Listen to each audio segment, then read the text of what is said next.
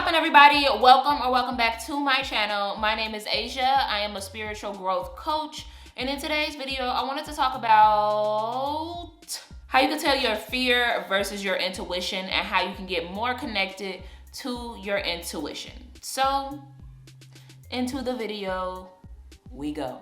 A question I get asked a lot is how you can really tell if it's your fear or some negative emotion holding you back, or if it's actually your intuition talking to you. Now, it depends on the situation, it depends on your mindset, it depends on how connected you are, but I'm going to try to break that down in this video. So let's generally get an idea of what the two are. Fear, to me, specifically fear, is a protective ego. It is or uncomfortability or anything like that. That is your ego. That is your protective personality. Obviously, because it is there to protect you. That generally comes from just being uncomfortable, stepping out of your comfort zone, having something that happened to you that caused you to have a fear response, like you walking down the street and somebody mugged you, and you walking down the street and anytime somebody is walking behind you, you might feel that same sense of fear because you don't want to get robbed again, but it's not necessarily your intuition telling you that the person behind you is about to rob you.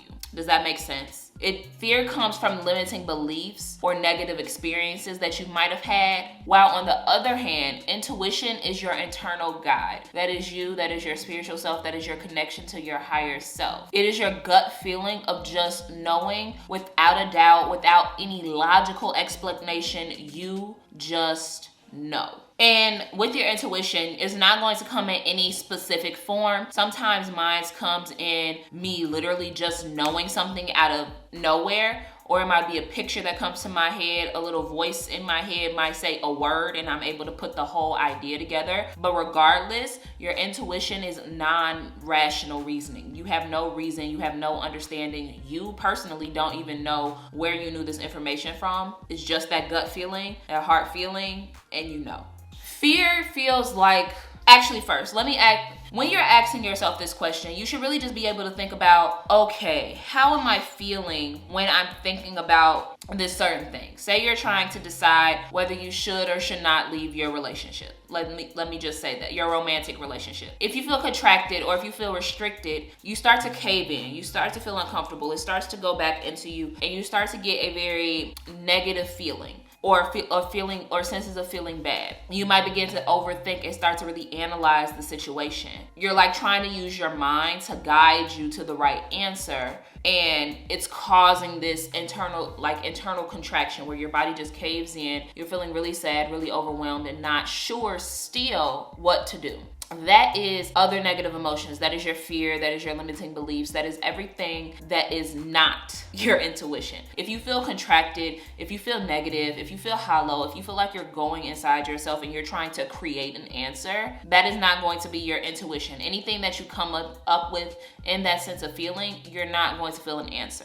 Versus your intuition, which makes you feel expansive. It makes you feel at peace. It makes you feel settled. Because your intuition is your inner heart and your inner knowing, it is usually It is usually emotionally neutral. A lot of people think that our minds are the epicenter of our body and the epicenter of our physical being, but really it's our heart, because this is where our soul stems from. This is where our spirituality stems from. This is where our spirit stems from. This is our connection to ourselves and the universe and God. So that is the truth. Everything that your mind knows comes from your heart first. Your intuition stems from here, and then it works its way up to the mind. And that's how you get your knowing, because it comes from your heart. This is the epicenter. So when you feel things that are negative, this is going to hurt, this is going to ache, and that is usually not the answer. Versus your intuition, and you're just like, oh, okay, well then that's the answer. Okay, oh well then this is coming. Okay, well then I should leave. I'm sick of this. Like, your intuition knows, and it comes from here. You're not going to feel, you might not like the answer, but if you do not like the answer, but you don't feel anything necessarily, not like you're not going to feel anything. How am I explaining this? Because your emotions cannot be trusted. Fear cannot be trusted. Love cannot be trusted. Sadness cannot be trusted. Sometimes even happiness cannot be trusted. Serenity cannot be trusted. Your answer or your guide or something comes from your mind or comes from you, and you feel any type of emotional attachment to it, that's usually not your intuition. Just because something feels good or feels bad that's not an indication of your intuition. With your intuition, again, the emotion is neutral. The guidance is non-verbal and it's unforced. You do not have to rack your brain around it. You do not have to create different scenarios. You do not have to do anything. The guidance will be direct and non-verbal. And you'll just know. Whether you try to change the answer or not, whether you try to come up with a different solution, you'll just know. Your heartbeat begins to change even when you get intuition or you receive that inner guidance. Your heartbeat begins to slow down. It begins to be really connected with that. It begins to feel at ease versus when you're trying to rack up an answer or when you're feeling a level of emotion or trying to analyze your brain or rack your brain around it. Your heartbeat is feeling a lot of anxiety. It's really building up and beating quite fast. So that, if you feel that response, also not your intuition. Intuition is unexplained. It is not explained by science. It is not, even though scientists are working on trying to figure it out and trying to connect the intuition to the heart and yada, yada, yada, yada, blah, blah. It is not really explained. There's no mental or rational explanation for the guidance that you just received. And intuition is overall a quantum phenomenon, just like energy, just like vibrations, just like things like quantum mechanics or things like quantum physics. Intuition is part of that quantum phenomenon. It will give you a little piece, like just maybe a word, just a picture, just an idea, and it won't give you the whole map. It won't give you the how. It may give you the what, may give you the why, may even give you the end solution, but it more often than not does not give you the how. And that's just because we don't need to know the how. The how is unimportant. The how is the mystery. The how is uncertain. And we need to be able to step into that uncertainty and step in and surrender to that mystery in order to get the whole map, in order to go into that, in order to really experience that whatever situation that we're talking about. This is your intuition overall, not just in a specific situation. You know when you feel something. Maybe you're not always connected. Maybe you want to know even more. But again, your intuition is a gut feeling, guidance from your inner self, your higher self. And when you get on the spiritual growth journey, the more and more you connect with your higher self, the more and more you heal, the more and more you grow, the more and more you actually sit with yourself, take care of yourself, and learn the truth and being your true nature and embodying that, the more connected to your higher self that you will be. The more your intuition will start to step in.